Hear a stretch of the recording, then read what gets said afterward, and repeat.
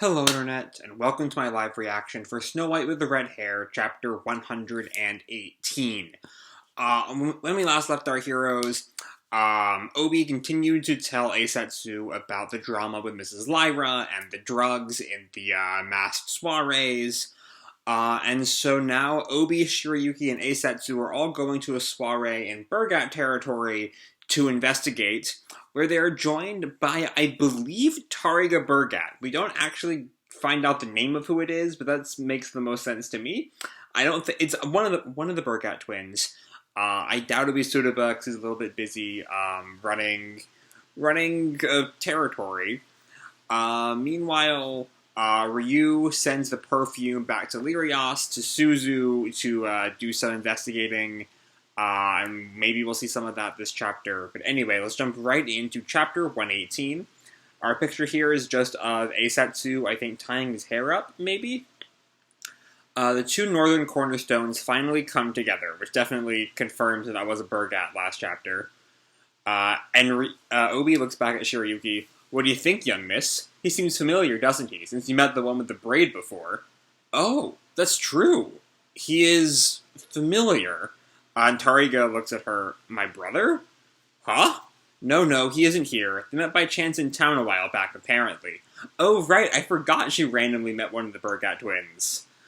And Tariga just looks at him. Oh, is that so? And then I think Eisetsu stands up.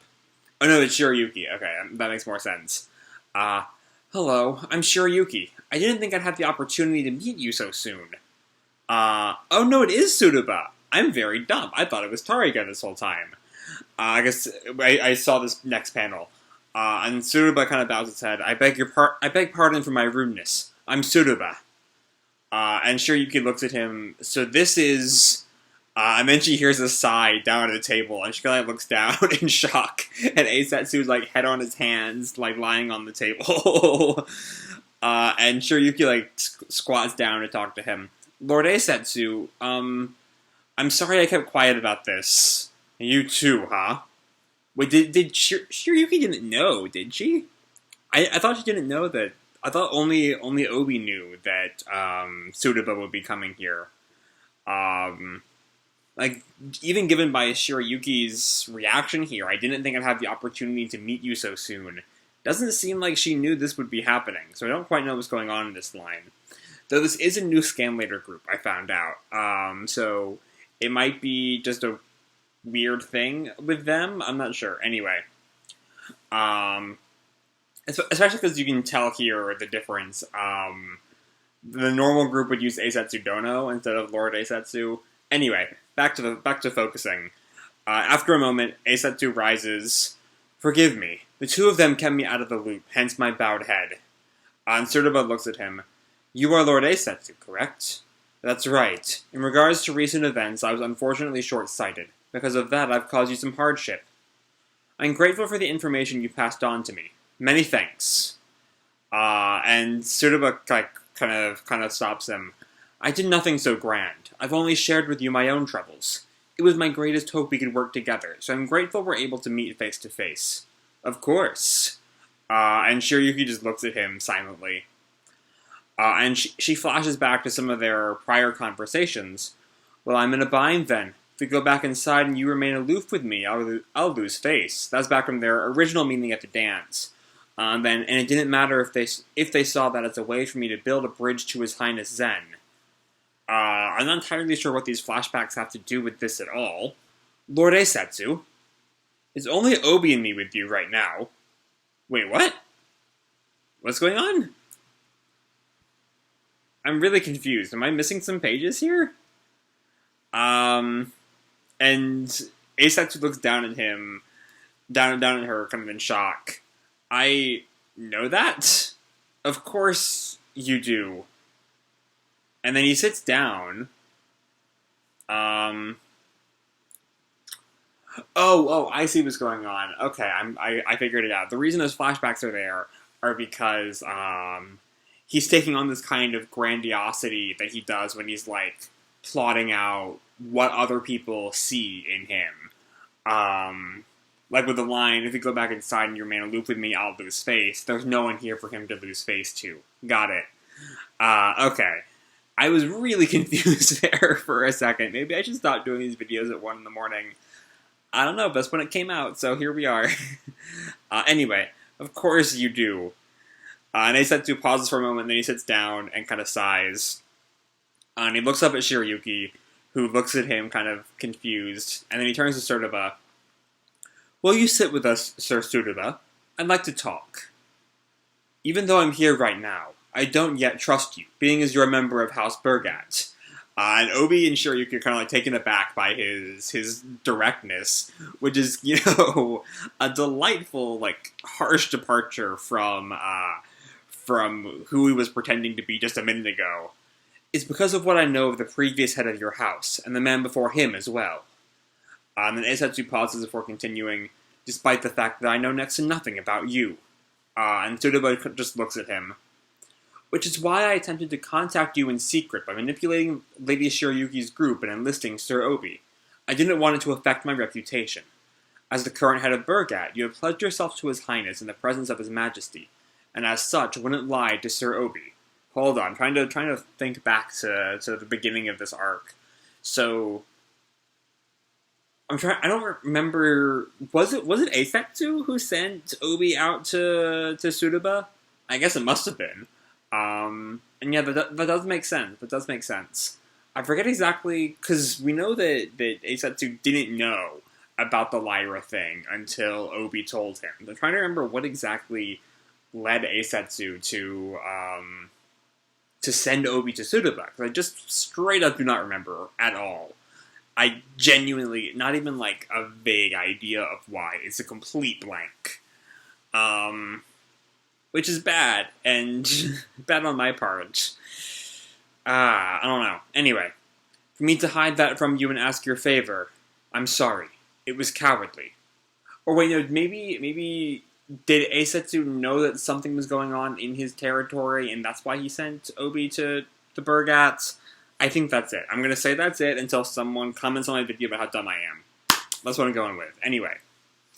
And Shiryuki looks at Obi for a moment, and Obi's still silent. Tsuruba just looked at him, and Eisetsu in shock for a moment. Oh, their presence here has nothing to do with my station. It's more like I tagged along with them. And Tsuruba smiles. I see. The truth is that I did assist my older brother, so it was quite natural for a person to be cautious of me. And Eisetsu kind of cocked his head. Is it? It is. To the extent that if one were to come into my home and drink the water offered them, it would surprise me a great deal.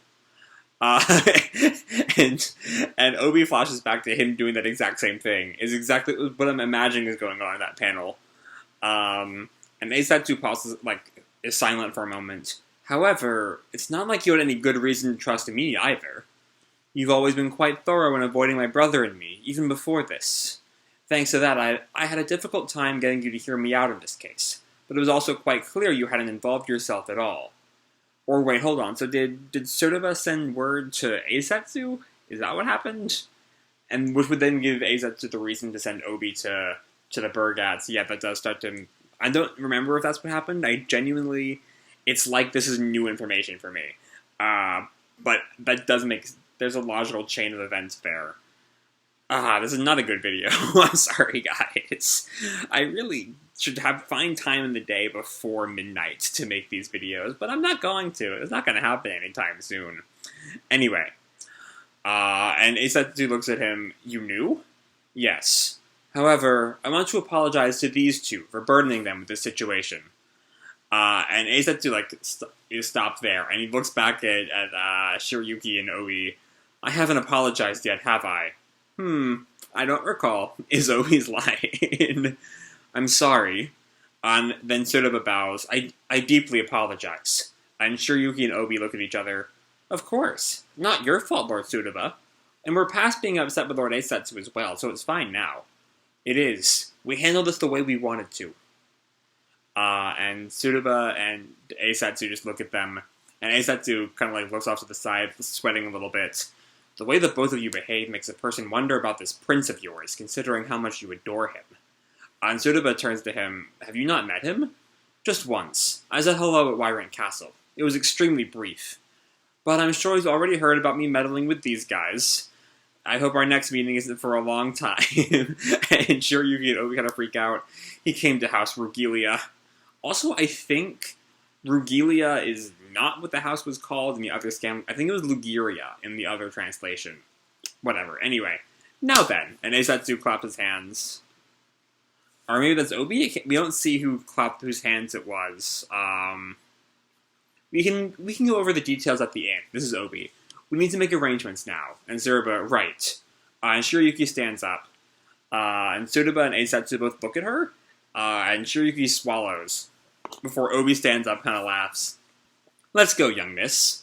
And Shiryuki just looks at him for a moment. Right. And Obi kind of whispers to Shiryuki as they leave. That was a maze, huh? So it seemed... I guess about all of the social niceties that Tsuruba and Eisetsu had to dance around in that scene. And Obi says, Miss Kiki and Sir have always made it easy on us. With just the two of us, that was tough. We see Mitsuhide and Kiki. We don't make it easy on you. Anyway, later that night, I guess they're in their room. I think they're getting ready for the soiree here. And Obi opens the door. You're here already? And so this is Tsudada, I guess. Yes, all I had to do was change clothing. The young miss said she needed you. Me? What for? I don't know. I think it's Obi who said the young miss said she needed you. Tsudada, me? What for? And then they walk into Shiryuki's room. Sir Tsudada, I have a question for you. And then I guess she asks the question, and Tsudada responds, do I have any idea which drug is being used at the party? That's right. I believe it's not something you ingest, but instead something intended to be inhaled. Those affected reported having fuzzy memories. That could be the side effect of the hypnotic type of drug, so I have an idea, but I have no way to confirm it. I see.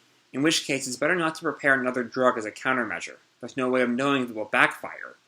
And Tsudada looks at Shiryuki deep in thought there. And then she turns to Tsudada. Don't know why I'm getting them confused right now, though with all the other stupid things I've said tonight, it's par for the course at this point. If you know the ingredients of a drug that has similar side effects, will you share them with me? But of course. And Shiryuki smiles. He has his beaming grin there, and that's what Shiryuki smiles at. And then Tsudada covers his mouth. Pretend you didn't see that. What? But why? It slipped out. It's a practice expression. One that wouldn't be honest to show you. And Shiryuki looks at him for a moment. Then we cut back to Obi and Eisetsu. Obi turns to Eisetsu. I'm sorry I didn't tell you that Tsudada was coming. Oh, it's fine. All we do is apologize. And Obi responds, you aren't wrong. Let's make that the last one. Agreed. And then we see... Shiryuki and Tsudada working on the counter drug, and Eisetsu smiles looking at them.